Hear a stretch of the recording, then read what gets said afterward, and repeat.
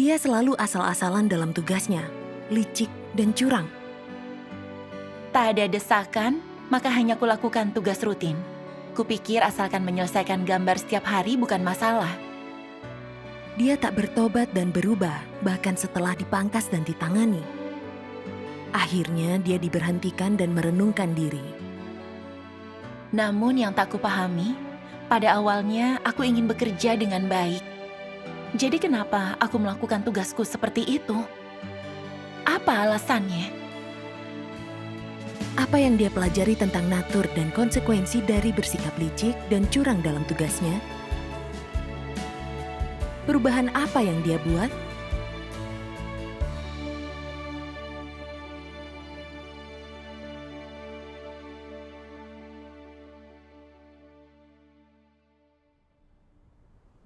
Tahun 2020, aku menangani pekerjaan desain di gereja, terutama membuat draft.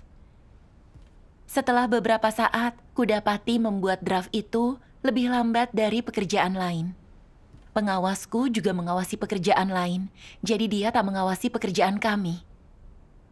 Aku mulai bersantai-santai. Tak ada yang mendesakku, maka hanya kulakukan tugas rutin. Kupikir asalkan menyelesaikan gambar setiap hari bukan masalah. Bagaimanapun itu pekerjaan santai, aku tak perlu buru-buru atau terlalu berusaha. Aku pekerja utama di tim kami. Aku menguasai prinsip dan pekerjaannya. Jadi kupikir aku pasti tetap bertugas dan pada akhirnya diselamatkan. Dengan sudut pandang itu, aku tak punya tujuan atau rencana harian dalam tugasku. Hanya kulakukan yang kubisa dan mudah merasa puas. Aku terlihat bekerja, tapi aku sangat santai. Saat menggambar, aku sangat sulit untuk fokus. Aku segera memeriksa pesan apapun yang muncul di aplikasi obrolan. Menanggapi semua hal tanpa memikirkan urgensinya. Tanpa sadar, kuhabiskan banyak waktu. Kadang kami adakan pertemuan pagi. Jika kupakai waktuku dengan baik, bisa kuselesaikan 3 gambar. Tapi aku puas setelah menyelesaikan yang pertama. Berpikir, karena pertemuan pagi menghabiskan setengah hari, membuat 2 gambar sudah cukup. Jadi, aku bekerja santai dan hanya menyelesaikan 2. Bukan hanya itu, kugunakan waktu luangku untuk menonton berita. Tak kupikirkan jalan masuk kehidupan atau masalah yang mungkin ada dalam tugasku. Selama masa itu, aku hanya bekerja keras dalam tugasku. Tak fokus merenungkan firman Tuhan. Kutunjukkan kerusakan tapi tak mencari kebenaran. Kupikir tak ada kesulitan di pekerjaanku dan telah kuselesaikan desain yang layak, jadi kinerja tugasku baik. Itu keadaan yang berbahaya. Masalah mungkin akan muncul begini. Benar, itulah yang terjadi. Beban kerja terus bertambah. Tapi kecepatan menggambar kami terlalu lambat. Ada sebuah desain yang tertahan selama sebulan penuh. Saat pengawas tahu dan memeriksa hasil kerja harian kami, dia menyadari rendahnya produktivitas kami, lalu menangani kami dengan keras karena malas dalam tugas. Kami tak punya rasa urgensi bahkan saat pekerjaan menumpuk, dan tak ada yang melaporkannya. Kami ceroboh, tak terbeban, dan santai dalam tugas. Itu halangan bagi pekerjaan Injil. Aku sangat terkejut mendengar pengawas mengatakan itu. Aku merasa cukup sibuk dan menyelesaikan banyak hal. Kenapa hasilnya sangat sedikit saat dihitung? Bukankah itu menjadikanku parasit yang menggerogoti gereja? Aku akan diberhentikan jika itu berlanjut. Setelah itu, di bawah pengamatan pengawas, efisiensiku dalam tugas sedikit meningkat. Namun melihat semua desain yang tertunda membuatku cemas. Khususnya pengawas lebih teliti menindaklanjuti pekerjaan, kadang mengajukan pertanyaan terperinci dan mencari tahu kesulitan kami. Saat melihat kami asal-asalan lagi, nada suaranya ke kami lebih keras. Aku merasa kesal. Bicara lebih mudah dari berbuat. Kupikir dia terlalu menuntut. Dia pikir membuat desain itu mudah. Aku sudah bekerja keras. Bagaimana jika dia terus menuntut? Aku bukan manusia super. Keadaanku saat itu menentang. Aku tak ingin menderita lagi atau membayar harga. Upaya dangkalku untuk bergegas hanya agar dilihat pengawas. Aku takut ditangani jika terlalu lambat. Aku merasa seperti diseret dan sangat lelah setiap hari. Aku sering berpikir betapa hebatnya jika bisa menyelesaikan semua gambar dengan cepat. Bahkan iri kepada saudari lain. Berpikir tugas mereka sangat santai, tak seperti tugasku yang harus merancang setiap hari. Itu melelahkan. Aku akan ditangani jika bekerja lambat. Kupikir tugas itu tak bagus. Karena tak dalam kondisi yang benar, aku cukup lama terus-menerus mengantuk. Aku cukup tidur di malam hari, tapi pada siang hari aku setengah tertidur. Harus kukumpulkan energi untuk mengerjakan desain. Apa kau merenungkan diri saat keadaanmu telah cukup buruk? Tidak. Saat itu aku sadar tapi tak mencari kebenaran. Lalu, kulihat dua saudari yang bekerja denganku punya masalah dalam pekerjaan mereka. Salah satunya tak paham prinsip dan mempermasalahkan hal kecil yang menghambat kemajuan. Yang satunya selalu bekerja sekenanya, tapi hanya kutunjukkan masalahnya sekilas, tak kutindaklanjuti. Juga tak memberitahu pemimpin tentang itu. Pemimpin tim temukan masalah itu dan menanganinya. Tapi pekerjaan kami sudah tertunda. Suatu hari, pemimpin mencariku dan berkata, "Kau asal-asalan, licik, dan tak bertanggung jawab dalam tugasmu. Kau hanya bekerja keras saat orang menekan. Tak tulus berkorban untuk Tuhan. Berdasarkan perilakumu, kau diberhentikan. Kau bisa melakukan pekerjaan desain paruh waktu. Kami akan mengembalikan tugasmu jika kau bertobat." Aku terdiam karena disingkap pemimpin. Begitulah caraku melakukan tugas. Tapi situasi itu terasa begitu tiba-tiba. Aku tak bisa langsung menerima kenyataan itu. Kuakui bahwa aku telah menunda pekerjaan kami. Dan itu sangat merugikan. Aku sengsara, menyesal, dan mencela diri. Bisa kurasakan watak benar Tuhan tak menoleransi pelanggaran orang. Benar. Tuhan melihat seseorang tanpa melihat sebaik apa tingkahnya, sesibuk apa dia terlihat. Dia melihat sikap mereka terhadap kebenaran dan tugas. Namun sikapku terhadap tugasku sangat lemah. Bekerja sekenanya, bersantai-santai, dan selalu harus didorong orang lain. Aku tak berubah setelah ditangani dan membuat Tuhan jijik. Diberhentikan adalah didikan dan pendisiplinan Tuhan. Akulah yang bersalah, aku menuai yang kutabur. Aku siap untuk tunduk, merenungkan diri dan bertobat demi menebus pelanggaran masa lalu. Namun yang tak kupahami, pada awalnya aku ingin bekerja dengan baik. Jadi kenapa aku melakukan tugasku seperti itu? Apa alasan yang sebenarnya? Aku berdoa kepada Tuhan meminta dicerahkan agar memahami masalahku. Amin. Lalu aku membaca kutipan firman Tuhan ini pada saat teduhku.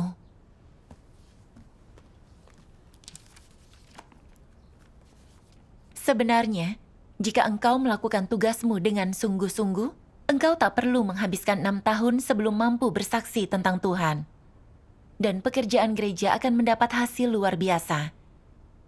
Tapi engkau tak mau memperhatikan kehendak Tuhan, juga tak berupaya ke arah kebenaran. Ada hal tertentu yang engkau tidak tahu cara melakukannya, jadi aku memberimu petunjuk yang tepat. Engkau tak perlu berpikir, hanya perlu mendengarkan dan melakukannya. Inilah sedikit tanggung jawab yang harus kau pikul. Tapi ini pun tak bisa kau capai.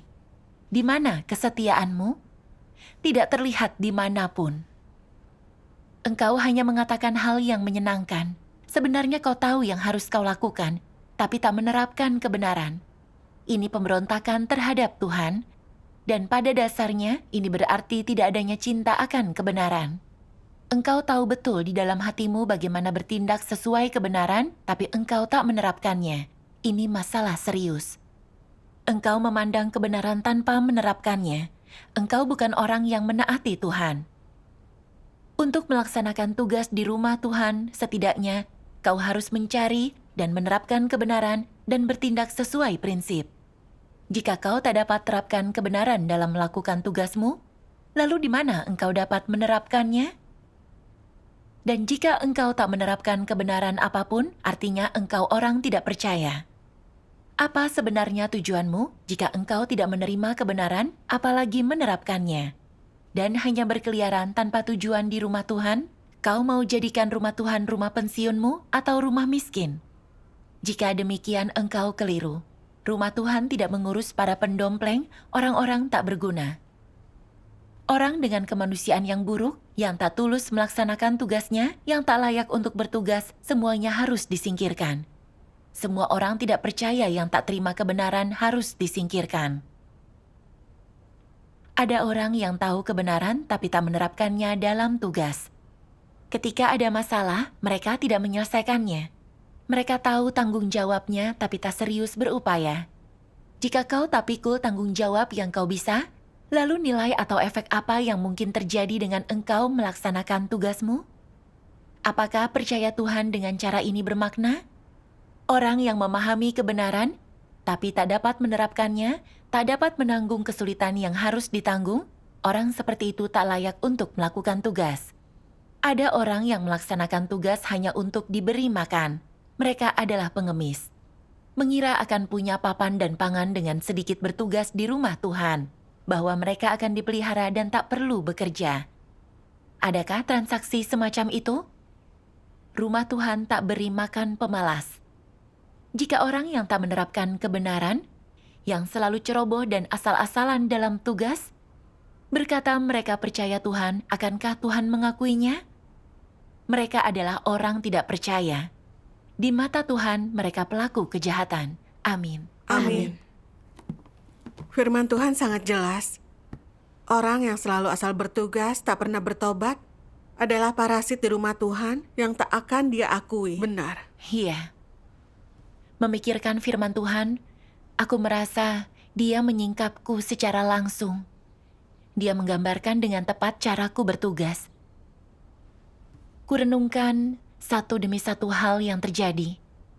Saat melihat pengawas tak banyak menindaklanjuti, mulai ku ambil keuntungan, bersikap licik dan culas. Aku terlihat bekerja tapi tak menyelesaikan banyak. Di waktu luangku, tak kupikirkan masalah yang ada dalam tugas atau jalan masuk kehidupanku. Justru menonton berita karena penasaran, tak ada yang benar di hatiku. Aku tak sadar bagaimana aku menunda kemajuan pekerjaan kami. Aku sedikit meningkatkan efisiensi kerja setelah dipangkas dan ditangani oleh pengawas kami. Tapi aku hanya mengerahkan usaha agar tak diberhentikan. Aku menentang dan membenci pemeriksaan dan pengawasannya. Bahkan kesal karena melakukan tugasku. Kupikir itu pekerjaan sulit dan tak dihargai. Aku tahu salah satu saudari yang bekerja denganku bekerja sekenanya dan menunda pekerjaan. Tapi aku menutup mata. Aku sadar tak tulus terhadap tugasku. Tak menerapkan kebenaran atau memikirkan kehendak Tuhan. Aku hanya peduli dengan kenyamanan fisik. Aku parasit yang mencari makanan gratis dari gereja. Aku tak punya hati nurani atau nalar. Perilakuku tak berbeda dengan orang tak percaya yang hanya memedulikan makan kenyang dan mendapatkan berkat.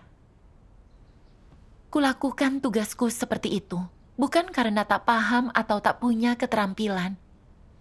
Namun karena minim kemanusiaan dan tak mengejar kebenaran, juga mendambakan kenyamanan daging. Aku sama sekali tak layak melakukan tugas di gereja. Aku membaca firman Tuhan saat merenungkan diri.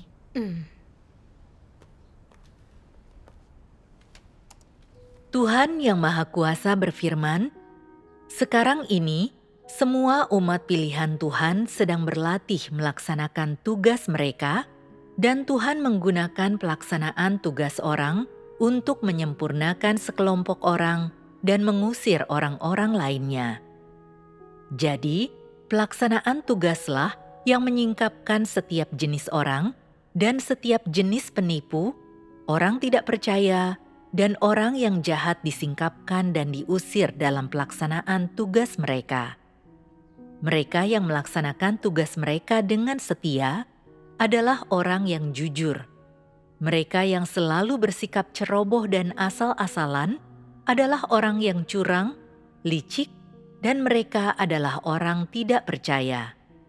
Dan orang yang menyebabkan gangguan dan kekacauan dalam pelaksanaan tugas mereka adalah orang yang jahat, dan mereka adalah anti-Kristus. Semua orang disingkapkan selama melaksanakan tugas mereka. Tetapkan saja seseorang untuk suatu tugas, dan tak lama kemudian akan tersingkap apakah dia orang yang jujur ataukah penipu, dan apakah dia orang yang mencintai kebenaran atau tidak. Mereka yang mencintai kebenaran dapat melaksanakan tugasnya dengan tulus dan dapat menjunjung tinggi pekerjaan rumah Tuhan. Mereka yang tidak sedikit pun mencintai kebenaran tidak menjunjung tinggi pekerjaan rumah Tuhan dan tidak bertanggung jawab dalam melaksanakan tugasnya. Ini terlihat oleh mereka yang memiliki mata untuk melihat. Tak seorang pun yang melaksanakan tugasnya dengan buruk adalah orang yang mencintai kebenaran atau orang yang jujur.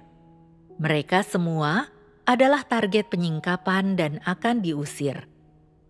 Untuk dapat melaksanakan tugas mereka dengan baik, orang harus memiliki rasa tanggung jawab dan rasa terbeban. Dengan cara ini, pekerjaan pasti akan dilakukan dengan benar. Jika meskipun tidak seharusnya terjadi, seseorang tidak memiliki rasa terbeban atau tanggung jawab dan harus didorong untuk melakukan segala sesuatu dan selalu bersikap sembrono dan asal-asalan, dan ketika masalah muncul, mereka berusaha melemparkan kesalahan, menyebabkan masalah menjadi berlarut-larut dan tidak terselesaikan. Apakah pekerjaan masih dapat diselesaikan dengan baik? Dapatkah pelaksanaan tugas seperti itu menghasilkan efek?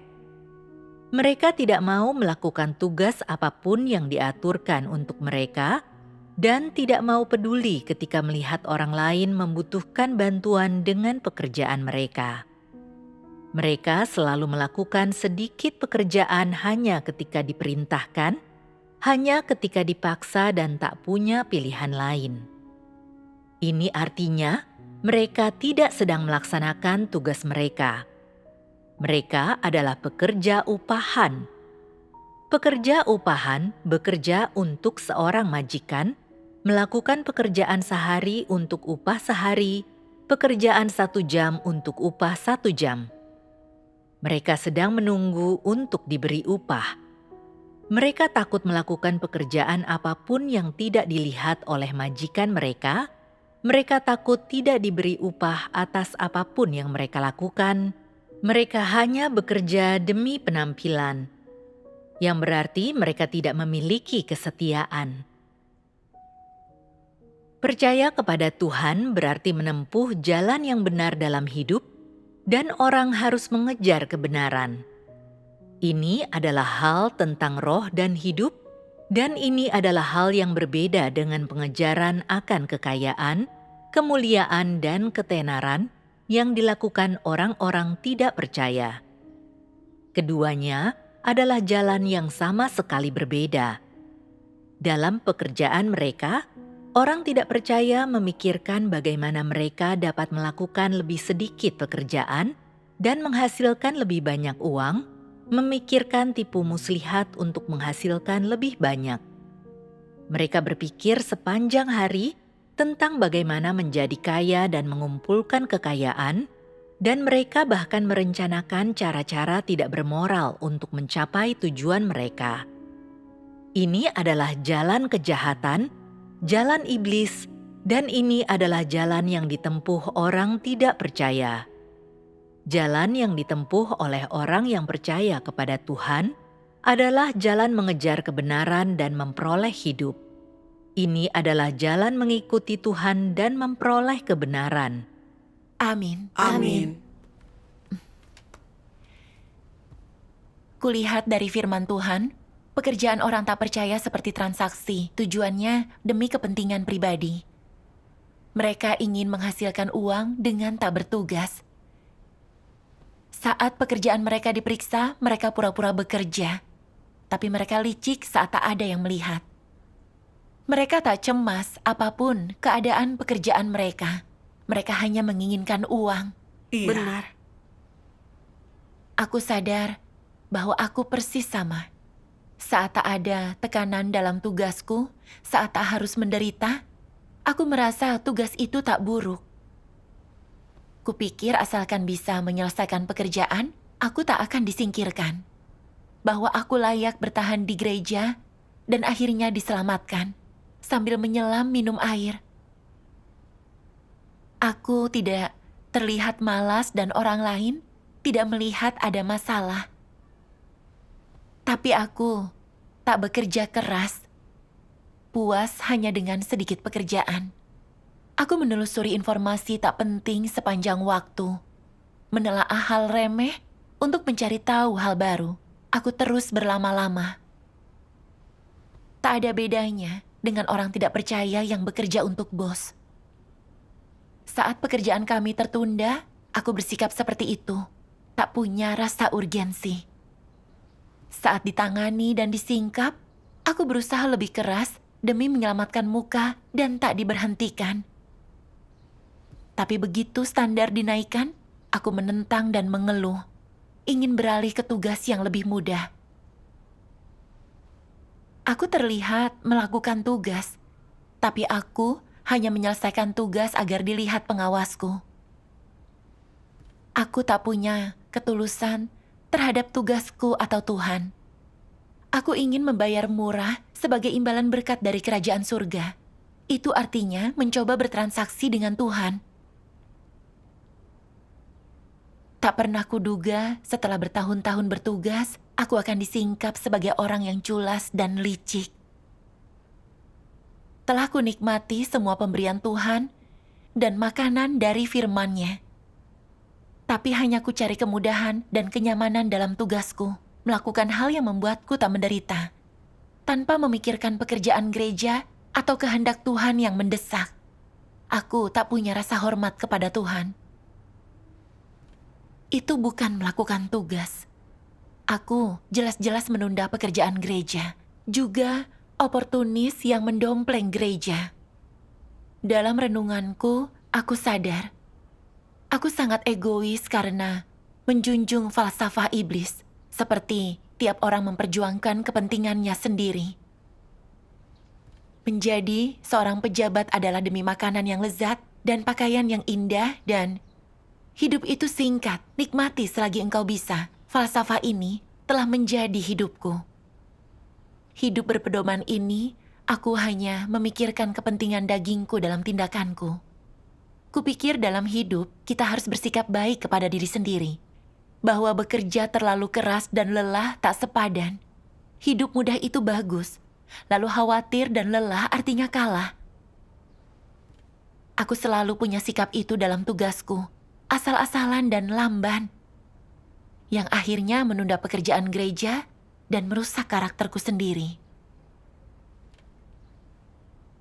Aku orang percaya, tapi tak menerapkan firman Tuhan, justru hidup mengikuti kekeliruan iblis.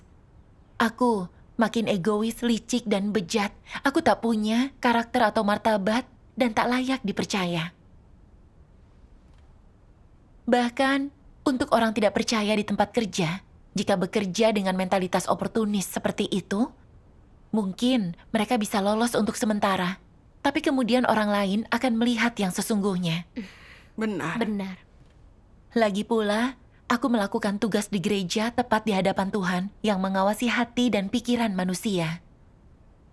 Aku bermuslihat dan menipu. Meskipun tak ketahuan untuk sementara, Tuhan melihat semuanya dengan jelas. Dia tahu aku tak mengorbankan diri untuknya, tapi hanya sekenanya. Saat itu terpikir olehku, tak heran aku lesu di tempat kerja, juga tak bisa merasakan kehadiran Tuhan. Itu karena aku licik dan curang yang membuat Tuhan jijik dan muak. Dia sembunyikan wajahnya dariku. Tanpa pekerjaan Roh Kudus, aku sangat mati rasa. Sebanyak apapun pengalamanku, aku tak akan bekerja dengan baik. Benar. Watak Tuhan tak menoleransi pelanggaran. Aku juga banyak bersantai tapi tak pernah terlalu memikirkannya. Kupikir sedikit malas bukanlah melakukan kejahatan. Kini lewat persekutuanmu, aku bisa lihat masalah serius dalam bertugas asal-asalan. Benar. Benar sekali. Jika tak tulus dalam tugas, Tuhan tak akan membimbingmu. Maka cepat atau lambat kau pasti akan disingkap. Iya, Iya. benar. Lalu, ku baca firman Tuhan lain yang menjelaskan natur asal-asalan dalam tugas bagiku. Bisa kulihat juga watak Tuhan tak bisa diganggu-gugat.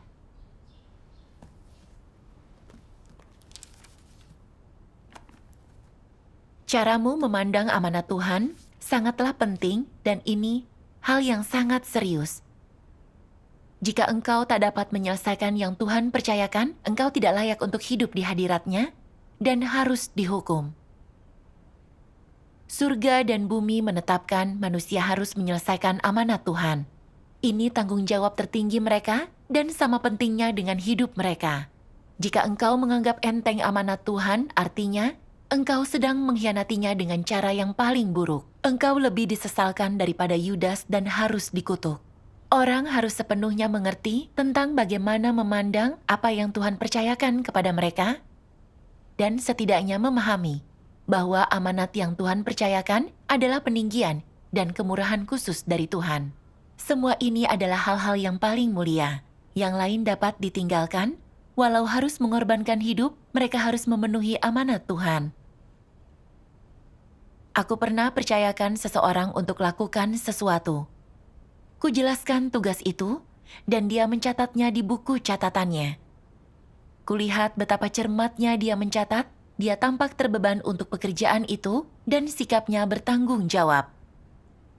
Setelah menjelaskan pekerjaan itu, aku mulai menunggu kabar darinya. 2 minggu berlalu, dia belum mengirim kabar. Jadi, aku mengambil inisiatif untuk menemuinya dan bertanya perkembangan tugas yang kuberikan. Dia berkata, "Ya ampun, aku lupa. Katakan lagi apa tugas itu." Bagaimana perasaanmu mendengar jawaban orang itu? Sikap seperti inilah yang dia miliki saat melakukan suatu pekerjaan. Yang kurasakan adalah, orang ini sungguh tak dapat dipercaya. Pergi segera dari hadapanku. Aku tak mau melihatmu lagi. Begitulah yang kurasakan. Jadi, akan kuberitahukan kepadamu sebuah fakta. Jangan pernah engkau mengaitkan firman Tuhan dengan kebohongan seorang penipu. Hal itu menjijikan bagi Tuhan. Ada orang-orang yang berkata janji mereka pasti akan ditepati. Jika benar, dapatkah mereka menerapkan firman Tuhan? Dapatkah mereka cermat melaksanakannya seperti halnya urusan pribadi? Setiap perkataan Tuhan sangatlah penting. Setiap perkataannya bukanlah lelucon. Apapun yang dia katakan, orang harus melaksanakannya. Saat Tuhan berbicara, apakah dia berkonsultasi dengan manusia?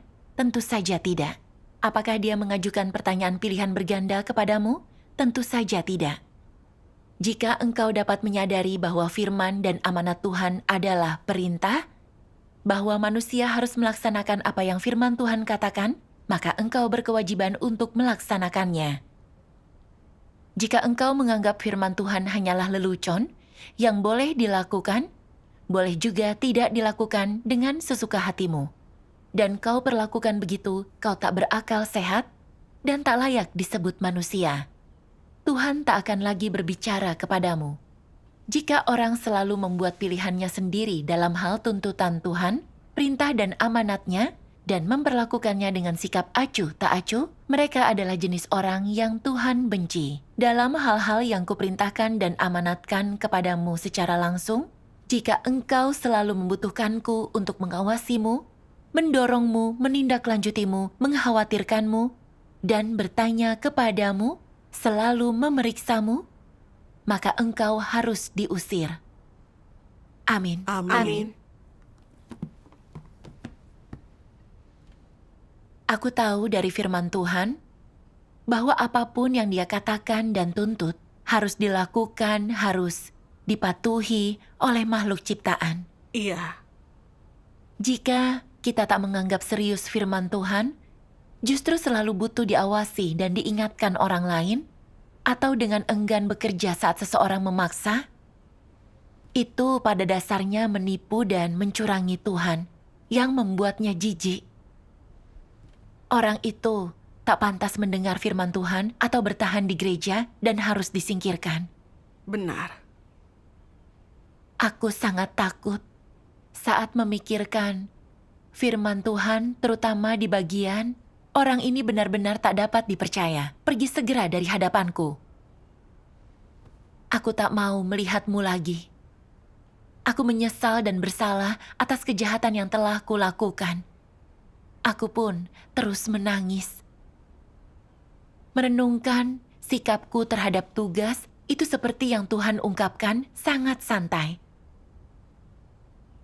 Ini masa penting untuk ekspansi Injil Kerajaan, dan saudara-saudari lain sangat ingin melakukan tugas. Namun, aku mendambakan kenyamanan daging, santai dan asal-asalan dalam tugas.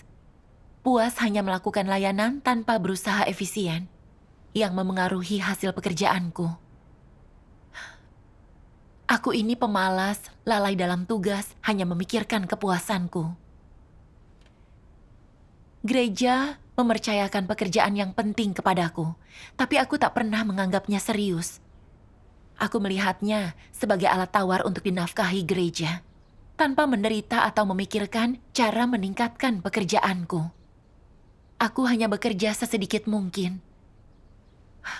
Aku tak peduli kemajuanku atau seberapa mendesak kehendak Tuhan. Aku hanya berpikir untuk tidak lelah. Aku lalai dan teledor dalam tugasku, hanya ingin bertahan bersantai sedapat mungkin. Tak ada Tuhan di hatiku, dan aku tak menghormati Dia. Bersikap santai terhadap tugasku membuatku lebih rendah dari anjing. Anjing setia kepada pemiliknya. Entah si pemiliknya ada atau tidak, mereka memenuhi tanggung jawab dan menjaga rumah pemiliknya. Berdasarkan perilakuku, aku tak layak untuk terus melakukan tugas itu. Namun, Tuhan mengabaikan pelanggaranku. Dia memberiku kesempatan lagi untuk bertobat. Itu belas kasih Tuhan yang luar biasa untukku. Iya. Aku bersumpah bahwa mulai hari itu aku akan bertobat dan menebus utangku. Syukur Amin. kepada Tuhan. Pada saat teduhku, ku baca kutipan firman Tuhan yang memberiku jalan untuk melakukan tugasku di masa depan.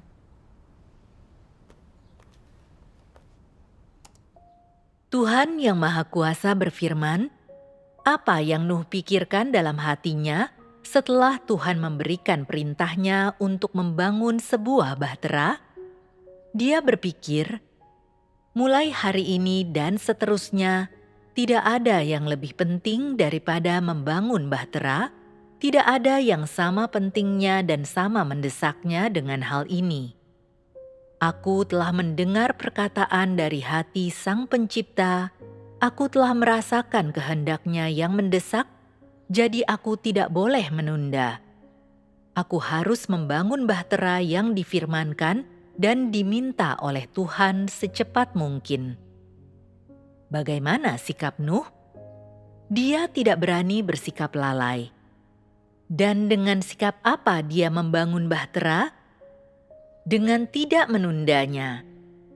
Dia melaksanakan dan mewujudkan setiap detail dari apa yang Tuhan firmankan dan perintahkan dengan sekuat tenaga, tanpa bersikap ceroboh atau asal-asalan. Singkatnya, sikap Nuh terhadap perintah Sang Pencipta adalah sikap yang taat. Dia tidak bersikap masa bodoh dan tidak ada sikap yang menentang di dalam hatinya ataupun sikap yang acuh tak acuh. Sebaliknya, dia dengan tekun berusaha memahami kehendak Sang Pencipta saat dia mencatat setiap detailnya. Ketika dia memahami kehendak Tuhan yang mendesak, dia memutuskan untuk mempercepat langkahnya untuk menyelesaikan apa yang telah Tuhan percayakan kepadanya secepat mungkin. Apa arti secepat mungkin ini? Itu berarti menyelesaikan pekerjaan yang sebelumnya akan memakan waktu 1 bulan dalam waktu sesingkat mungkin, menyelesaikannya mungkin 3 atau 5 hari sebelum yang dijadwalkan, sama sekali tidak berlambat-lambat atau tanpa sedikit pun penundaan, melainkan sebisa mungkin mempercepat penyelesaiannya. Tentu saja, sementara melakukan setiap pekerjaan, dia akan berusaha sekuat tenaga untuk meminimalkan kerugian dan kesalahan dan tidak melakukan pekerjaan apapun yang harus diulang. Dia juga pasti menyelesaikan setiap tugas dan prosedur sesuai jadwal dan melakukannya dengan baik, menjamin kualitasnya. Inilah perwujudan yang benar saat orang tidak berlambat-lambat. Jadi, apa dasar pemikiran yang membuatnya mampu tidak berlambat-lambat? Dia telah mendengar perintah Tuhan. Ya, itulah dasar pemikiran dan konteks yang membuatnya mampu tidak berlambat-lambat. Jadi, mengapa Nuh mampu tidak berlambat-lambat? Ada orang-orang yang mengatakan Nuh memiliki ketaatan sejati. Jadi, apa yang dia miliki yang memampukan dia untuk mencapai ketaatan sejati seperti itu? Dia memperhatikan kehendak Tuhan. Benar, inilah yang dimaksud dengan memiliki hati. Orang yang memiliki hati mampu memperhatikan kehendak Tuhan. Mereka yang tidak memiliki hati bagaikan cangkang kosong, orang bodoh. Mereka tidak peduli untuk memperhatikan kehendak Tuhan. Aku tidak peduli betapa mendesaknya hal ini bagi Tuhan. Aku akan melakukan apa yang kuinginkan. Setidaknya, aku tidak sedang menganggur atau bermalas-malasan. Sikap seperti ini, kenegatifan seperti ini, sikap yang sama sekali tidak proaktif ini, bukanlah sikap orang yang memperhatikan kehendak Tuhan, juga bukan sikap yang memahami bagaimana memperhatikan kehendak Tuhan. Jika orang memiliki sikap seperti ini, apakah mereka memiliki iman yang sejati? Tentu saja tidak. Nuh memperhatikan kehendak Tuhan, dia memiliki iman yang sejati, dan dengan demikian dia mampu menyelesaikan amanat Tuhan. Jadi, tidak cukup hanya menerima amanat Tuhan dan bersedia melakukan beberapa upaya. Engkau juga harus memperhatikan kehendak Tuhan, mengerahkan segenap kemampuanmu dan setia. Dan ini mengharuskan orang untuk memiliki hati nurani dan akal. Itulah yang seharusnya manusia miliki dan yang ditemukan dalam diri Nuh. Amin. Syukur kepada Tuhan. Bersekutu tentang pengalaman Nuh, Tuhan memberi jalan untuk melakukan tugas kita. Benar. Mendengar pengalaman Nuh sangat memotivasiku. Iya, Dia bertanggung jawab dalam tugasnya, sangat layak diteladani. iya. Benar. Itu benar. Kulihat dari firman Tuhan bahwa Nuh mendapatkan perkenanannya karena punya iman sejati ke Tuhan dan memikirkan kehendaknya. Saat menerima amanat Tuhan, dia memprioritaskan pembangunan bahtera. Dia tak memikirkan penderitaan fisiknya atau betapa sulitnya itu. Di zaman praindustri itu, membangun bahtera yang begitu besar pasti membutuhkan banyak usaha fisik dan usaha mental. Dia juga harus menerima ejekan orang. Dalam keadaan ini, Nuh tetap teguh. Selama 120 tahun untuk menyelesaikan amanat Tuhan, yang begitu menghibur hati Tuhan. Iya, Nuh mengorbankan diri untuk Tuhan dan layak mendapat kepercayaannya. Benar. amin. Namun aku, tanpa ada yang mengawasiku, aku bersikap malas dan licik mendambakan kenyamanan daging. Bersantai di pekerjaanku, tak peduli jika menghambat. Aku tak layak menerima penyelamatan Tuhan. Kini aku tahu, melakukan tugas haruslah seperti Nuh membangun bahtera, perlu ada tindakan nyata.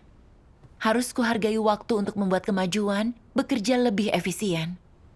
Meski tak ada yang mengawasiku, aku harus bertanggung jawab dan berusaha keras. Itulah satu-satunya cara menjadi orang yang punya hati nurani dan kemanusiaan. Syukur kepada Tuhan. Dari persekutuanmu, penting melakukan tugas dengan hati nurani. Hanya itu cara memikirkan kehendak Tuhan dan mengabdikan diri dalam tugas. Iya. Benar sekali. Benar. Lalu, aku mulai menjadwalkan waktuku. Saat tak mengerjakan desain, kugunakan waktu luangku untuk membantu tugas lain dan memperhatikan keadaanku sendiri. Jadwalku sangat padat setiap hari, tapi aku merasa damai dan lebih bersemangat dalam tugasku. Syukur kepada Tuhan. Kadang saat pekerjaan hampir selesai dan aku punya keinginan bersantai lagi, atau membuat draft tertunda karena aku tak berkoordinasi dengan baik, aku ingin memanjakan diri. Berpikir aku bukan anggota tim dan tak ada yang mendorongku. Lagi pula, aku membantu pekerjaan lain. Jadi sedikit lebih lambat dalam pekerjaan desain bukan masalah. Memikirkan itu aku sadar keadaanku tak benar dan segera mencari kebenaran untuk menyelesaikannya. Aku membaca ini dalam firman Tuhan.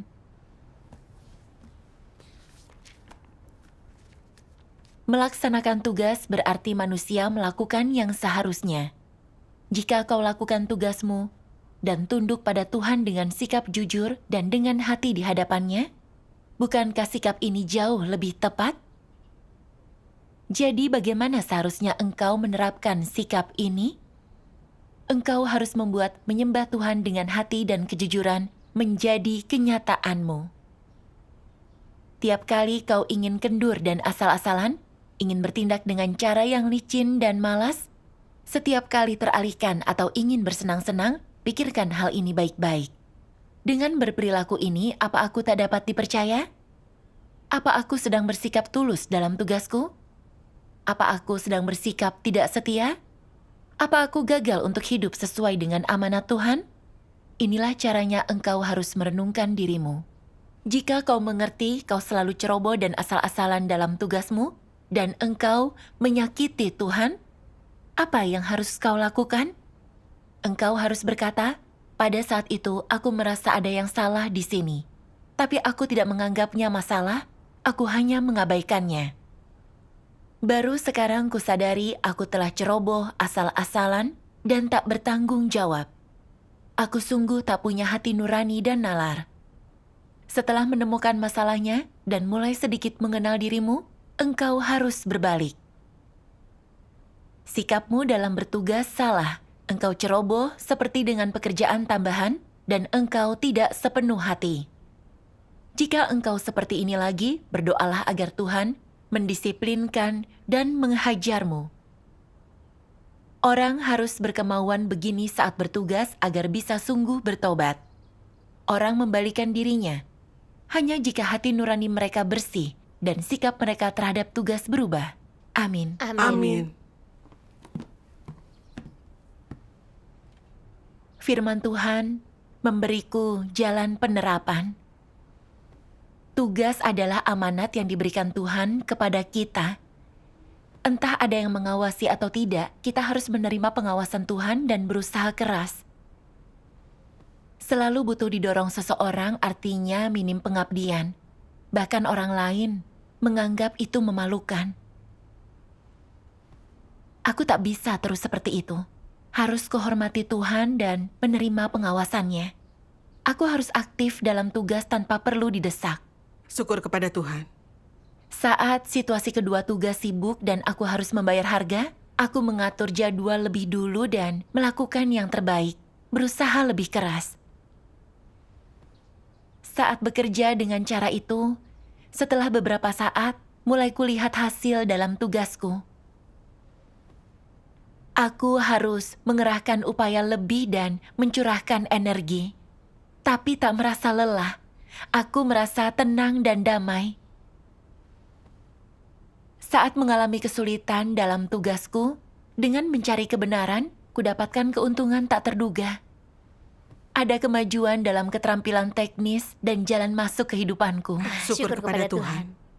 Dengan bersikap tulus dalam tugas dan bertanggung jawab, kita bisa mendapatkan berkat Tuhan. Iya, benar sekali. Iya. Pada Juni 2021, pemimpin datang.